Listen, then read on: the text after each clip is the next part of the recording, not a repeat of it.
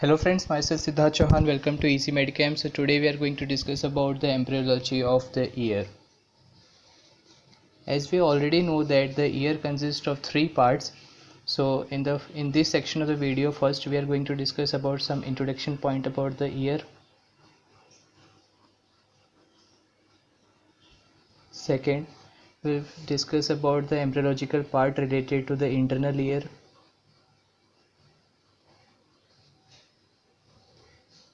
Third, we are going to discuss about the introduction part of embryology related to the middle ear, and at the last we are going to discuss about the external ear. So this is the chronological order. First we are going to discuss about the introductory part, second in internal ears, then middle ear, and at the last we are going to discuss about the external ear. So let's start the topic. First we are going to discuss about the embryological aspect related to the internal ear. So the first part is internal ear.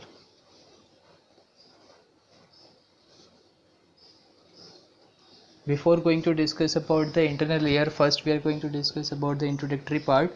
So we all already know about the anatomical aspect related to the ear.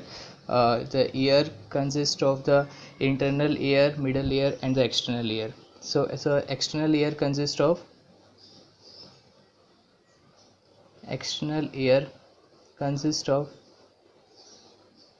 ear pinna and external auditory meatus. Okay, so these two are the parts related to the external ear. The middle ear consists of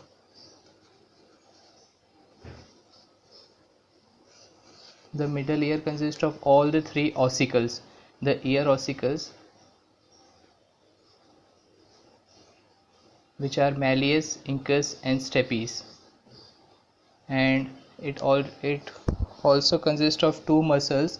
The middle ear consists of two muscles which are stapedius and tensor tympani.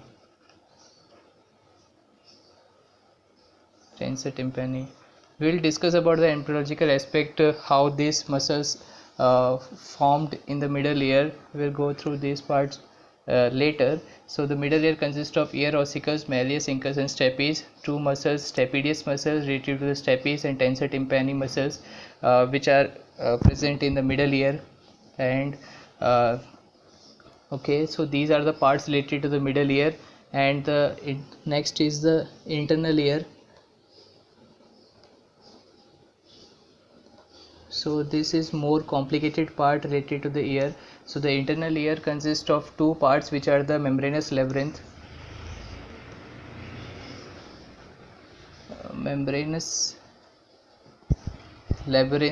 It consists of membranous labyrinth, and the outermost covering which covers the membranous labyrinth is the bony labyrinth.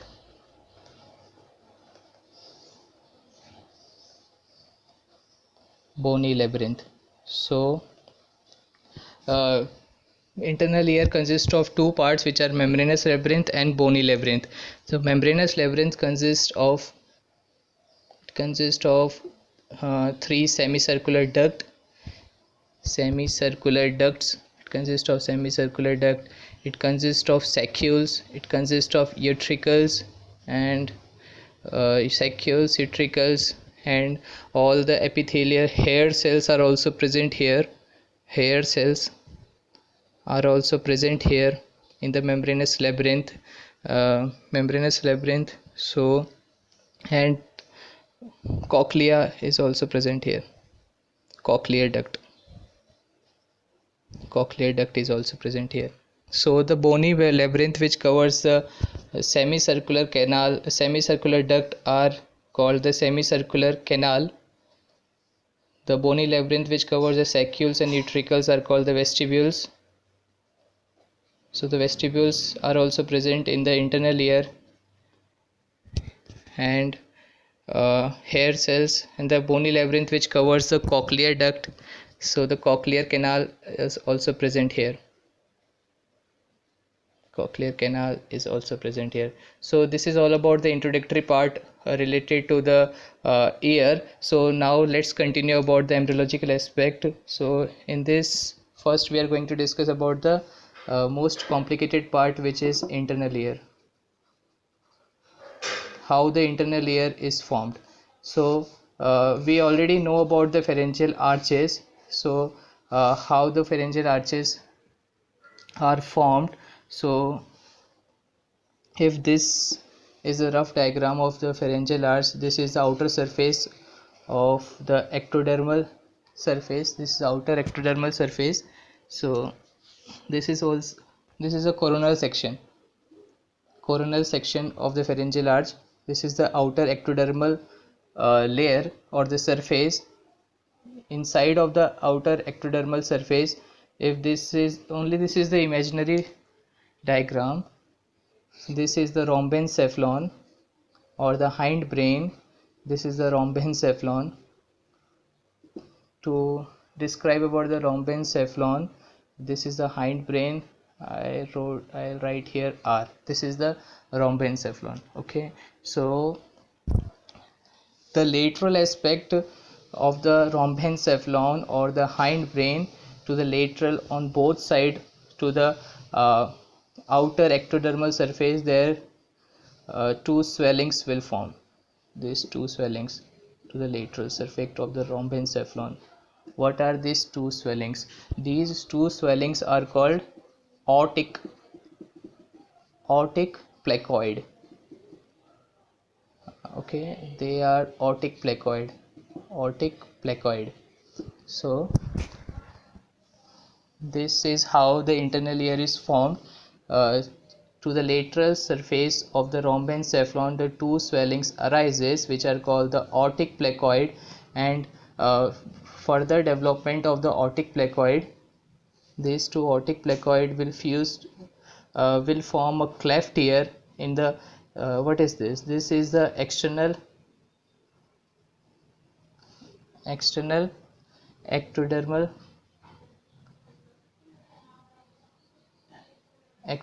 layer or ectodermal surface. So on the external ectodermal surface, the two swellings, which are the aortic placoids, are formed. Inside the aortic placoid, the canal will form. This two one canal will form.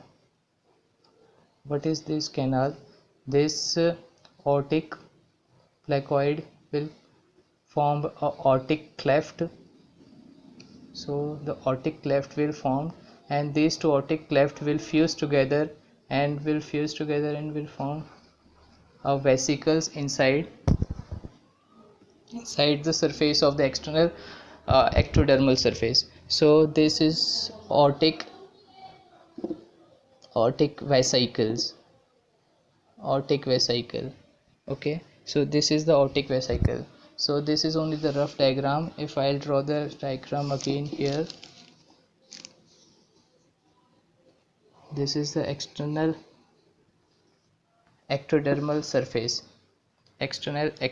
surface.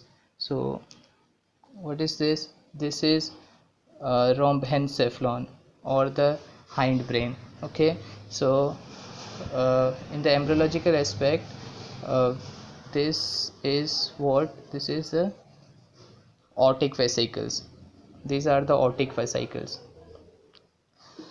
These aortic vesicles are being formed here. Aortic vesicles and aortic vesicles. So after the formation of the aortic vesicles, now the migrations of the neural crest cells will arise. So the neural crest cells will form from the neural tube. So those neural crest cells will migrate towards the aortic vesicles. So if I'll draw the aortic vesicle here, which I already drawn here. So this is the aortic vesicle. So the neural crest cells will migrate towards here. Okay, the neural crest cells will migrate towards here, and after the migrations of the neural crest cells, these are the neural crest cells which are formed from the neural tube. Okay, they will migrate towards the aortic vesicles, and after the migrations of the neural crest cells, these aortic vesicles will form a two swellings. Okay, these are the two swellings which are formed from the aortic vesicles. The posterior lateral swelling of the aortic vesicles after the migration of the neural crest cells from the neural tube, this posterior medial aspect of the aortic vesicle, which swelling is called uh, saccule, and the lateral one is called the utricle. Okay, so this is the saccule and utricle, how the saccules and utricles are being formed. Okay, so this is how we'll start with the formation or the embryological aspect of the internal layer. So we already formed utricles and the saccules of the internal layer. So after the formations of the saccules and the utricles, now the between the junction of the saccule and utricle, one endolymph duct will arise. Endolymph duct. Okay, what is this? This is the we can call it as a sacculo-utricle duct or sacculo-utricle endolymphic duct. So we can call it as an endolymphic duct. Okay, so after the migration of the neural crest cells from the neural tube, the saccules and utricles are being formed, and at the junctions of the saccules and utricles, the endolymph duct will arise.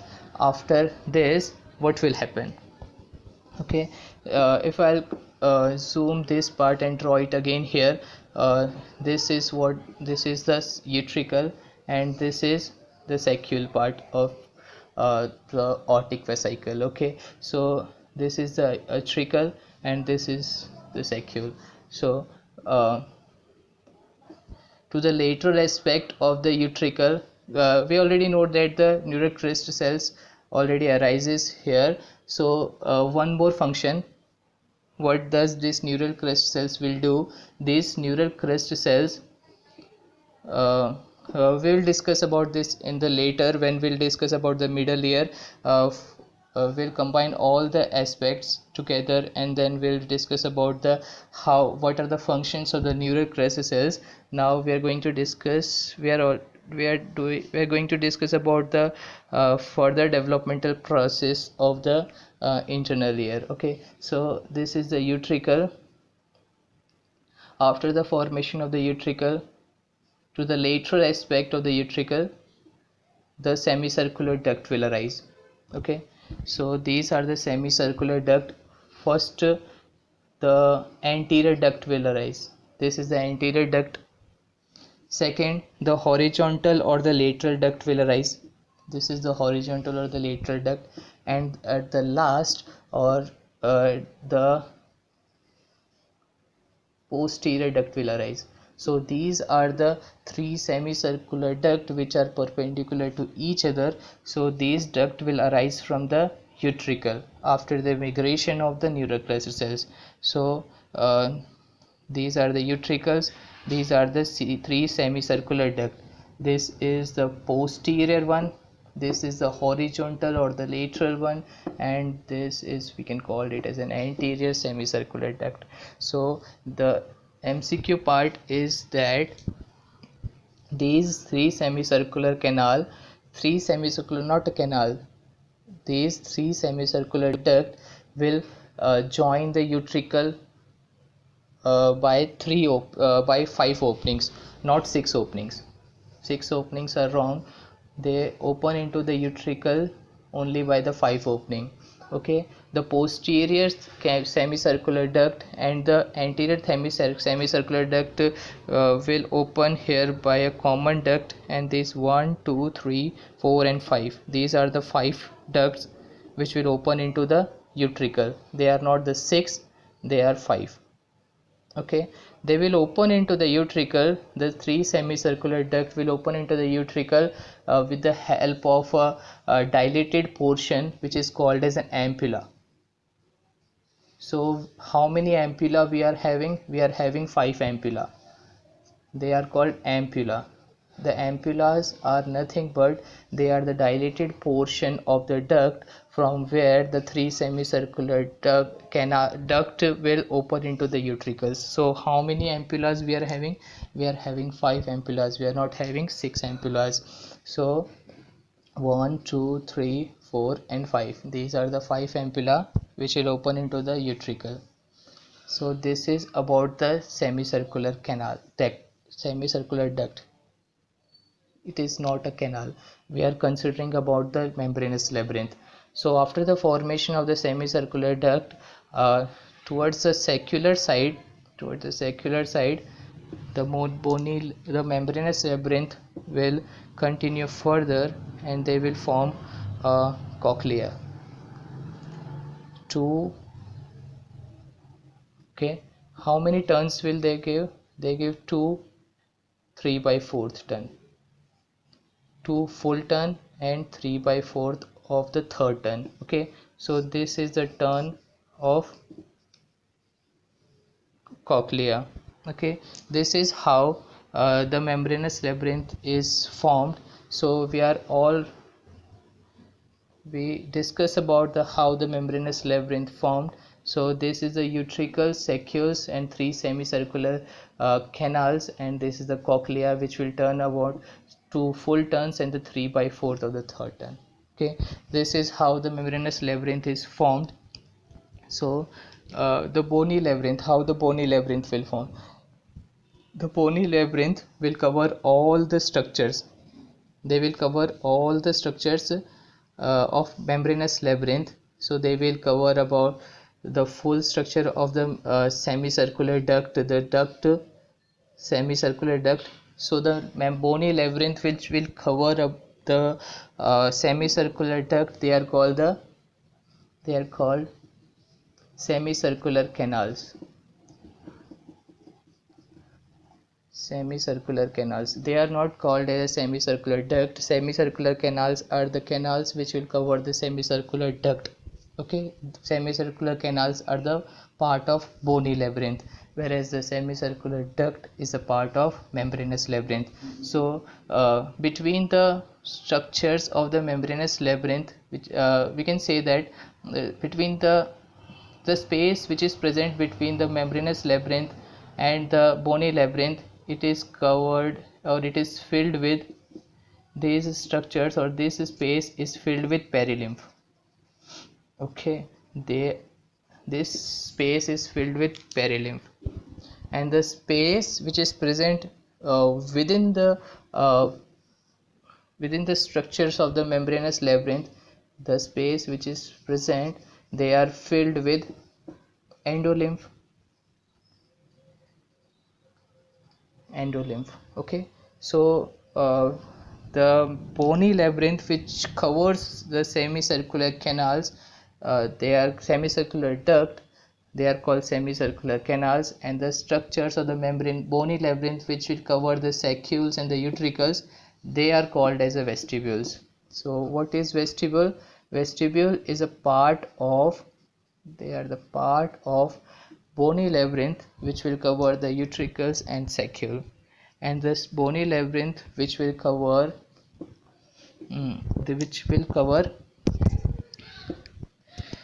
cochlea, this part will go all around the cochlea, in the same manner how the membranous labyrinth will go around 2 and the 3/4 part of the third turn. The bony labyrinth will go all together about around the membranous labyrinth, which is called the cochlear canal.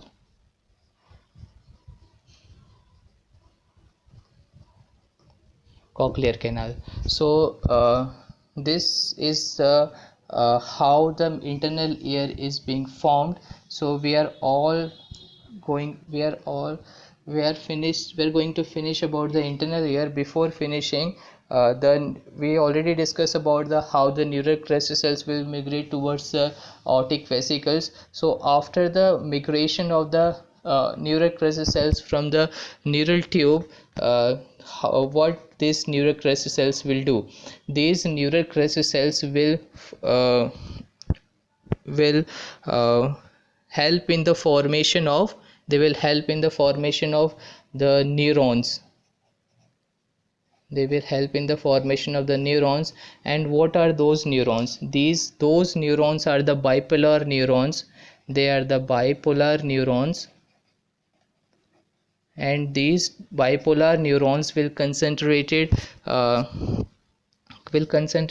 a point, at a junction between the rhombencephalon, which we already discussed here, the rhombencephalon, and the middle internal ear. At the junction between the rhombencephalon and the internal ear, if this is, let us imagine, if this is the fully formed structure of the internal ear, the neural crustal cells will migrate towards here, which already migrated towards here. They will help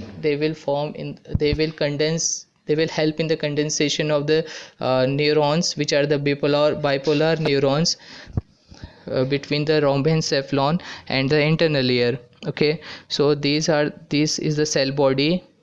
All because they are the bipolar neurons, they have the peripheral process towards the internal ear, and they have the terminal process towards the rhombencephalon. Okay, so these are the bipolar neurons which are formed, or which are formed from the neural crustal cells.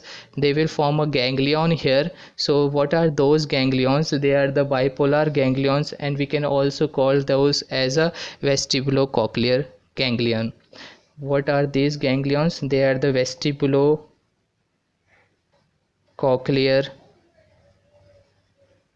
ganglion. Okay, so what are those ganglions? They are the vestibulocochlear ganglions. Okay, so how they are formed? They are formed from the neural crustal cells, from the neural tube, at the early stages of development of the ear. Okay, so further, this vestibulocochlear ganglion will help in the formation of vestibulocochlear nerve.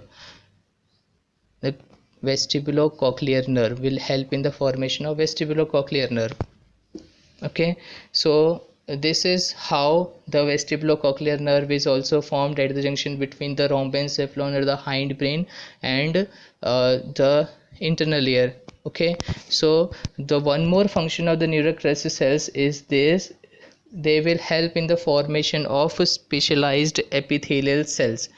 They will help in the formation of specialized epithelial cells at the ampullary junction. Okay, the specialized epithelial cells, or the specialized epithelial layer, which is formed at the ampulla and the utricle, at the junction between the semicircular duct and the utricle, which is the ampulla, and the epithelial cells, epithelial layer which is formed here, it is called as crista ampullaris. Okay, they are called as these are the epithelial cells. We have to consider these are the epithelial cells.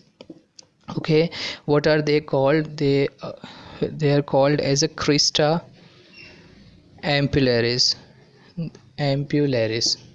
Okay, please correct the spellings. Okay, so they are called the crista ampullaris. They are called crista ampullaris because they are present in the ampulla, so they are called crista ampullaris. So this is the first epithelial cells which is formed here, and the second epithelial cells which are formed in the utricles and the sacules. Inside the sacules and the utricles, these are called the macula. So these are the macula. Okay, so this is how the macula and the crista ampullaris are being formed here. So okay, so macula and the crista ampullaris are formed. What are the functions of the crista ampullaris? So when we are moving, they help in the kinetic equilibrium. They help in the postural management. They help in the kinetic equilibrium. The crista ampullaris, when we are walking, they help the humans in the walking. So they help in the kinetic equilibrium. Okay, they help in the kinetic equilibrium. And the macula, what are the functions of the macula? The function of macula is they help in the static equilibrium. Static equilibrium. Static equilibrium means when the person is sitting or the person is standing, when a person is not moving, when he is sitting, they help in the equilibrium of the body posture. Okay, so these are the function of the crista ampullaris and the macula. So crista ampullaris and the macula. So the crista ampullaris help in the kinetic equilibrium and the macula will help in the static equilibrium. Okay, so we already discussed about the internal layer. We are going to finish about the internal layer. Let's continue further about the middle layer. So we discussed about the internal layer. Now we are going to discuss about middle layer. How the middle layer is formed, what is the embryological aspect of the middle layer, the embryological aspect of the middle layer.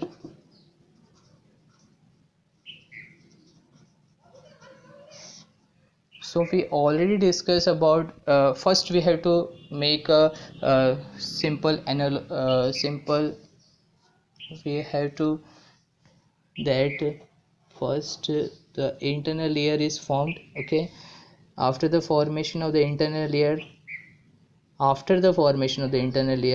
then the middle layer is formed, and after the formation of internal and middle layer, the external layer will form. Okay, so this is a chronological aspect. First the internal layer will form, then the middle layer, and at the last the external layer will form. So the internal layer is being formed from the ectoderm. This we have to make it in our mind. They are being formed in the ectoderm.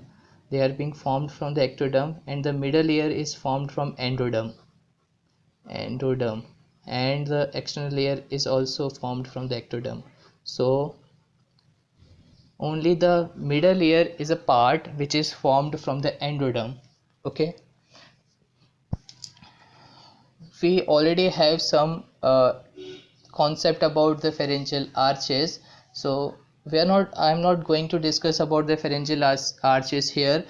This will be discussed later. So first we know that pharyngeal arches, the middle layer is formed from the first and the second pharyngeal arch. Okay, endothelial pouches, they are being formed from the endothelial pouch.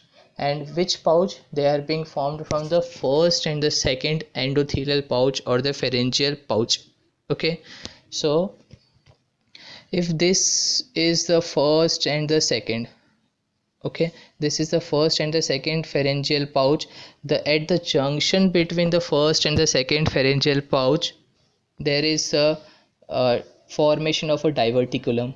Okay, this is only a rough diagram. So the diverticulum which is formed from the first and the second endothelial pouch or the pharyngeal pouch, it is called as a tubotympanic rhesus. Okay, tubotympanic rhesus. Tubotympanic rhesus is formed from the this is pharynx. Okay, or the pharyngeal pouch or the endothelial pouch. So this is the primitive, it is being divided into primitive tympanic rhesus. Okay, tubotympanic rhesus. So the middle layer is being formed from the diverticulum which will arise from the endothelial pouch or the pharyngeal pouch, and the diverticulum is called tubotympanic rhesus. So all the structures of the tubotympanic rhesus, all the structure of the middle layer is being formed from the tubotympanic rhesus. If I'm going to elaborate this diagram further, if this is the tubotympanic rhesus, at the roof of the tubotympanic rhesus, the cartilages which are already present here, the cartilages which are present already at the roof of the tubotympanic rhesus, those cartilages will start ossification. So the ossification, by the ossification of the cartilages which are present at the roof of the tubotympanic recess or the primitive tympanic recess, they will start ossification, and by the ossification of those cartilage will have three ossicles.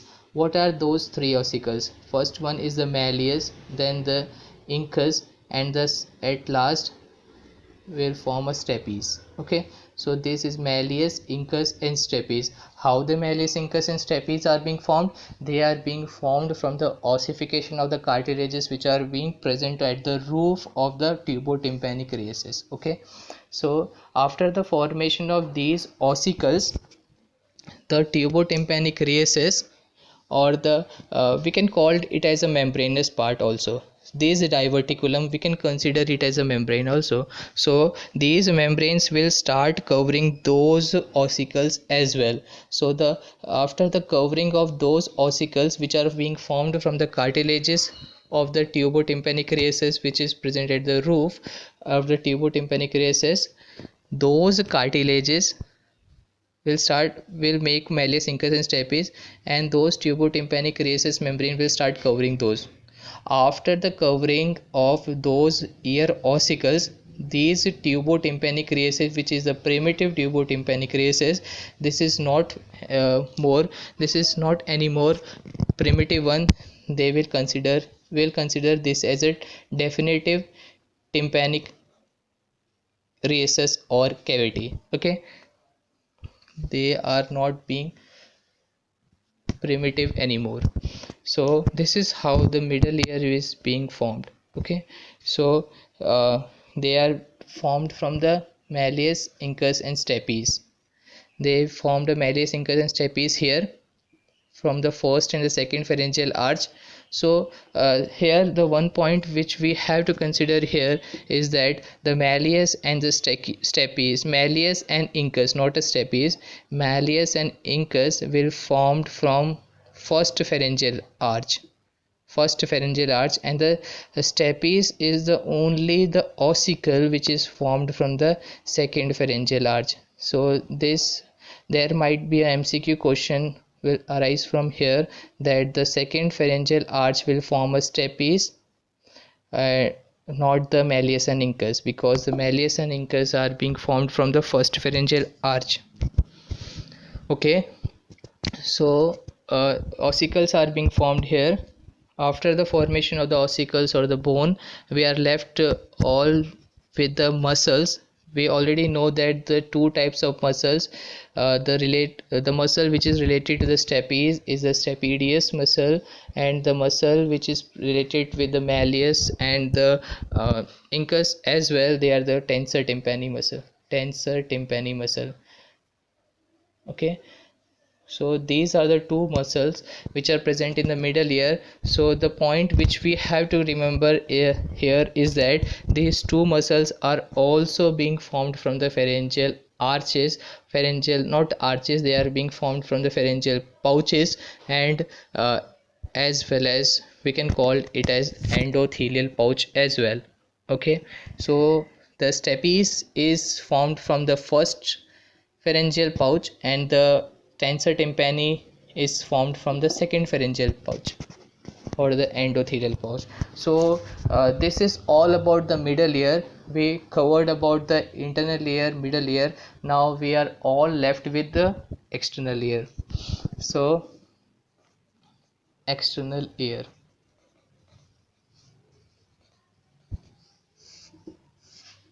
So we already know that the external ear is formed from ectoderm. The internal ear is formed from ectoderm. The middle ear is the only part which is formed from the endoderm, which we have to remember, and the external ear is formed from the ectoderm. So we already know that the external ear consists of two parts, which is the ear pinna and the external auditory meatus. Okay, external auditory meatus. So how those structures are being formed here, we do not have to consider much about this, because this is not the most complicated part we already discussed, which is the internal ear. So little bit which we have to consider here is that the external ear pinna is formed from, as well as the first and the second pharyngeal arch. First and second pharyngeal arch. So after covering this, I don't think that the external ear is much difficult to understand. We will consider about the external ear in the next section of the video, when we are going to discuss or the introductory part of the developmental aspect of the human eye. When then we'll be conclude this topic of the ear, which is the external ear, middle ear and the internal ear. We will conclude in that part of the video. So this is all about the embryological aspect of the ear. I hope you like the cover of mine. If do so, please like, share and subscribe my channel, and press the bell icon for more informative videos like this. Thank you.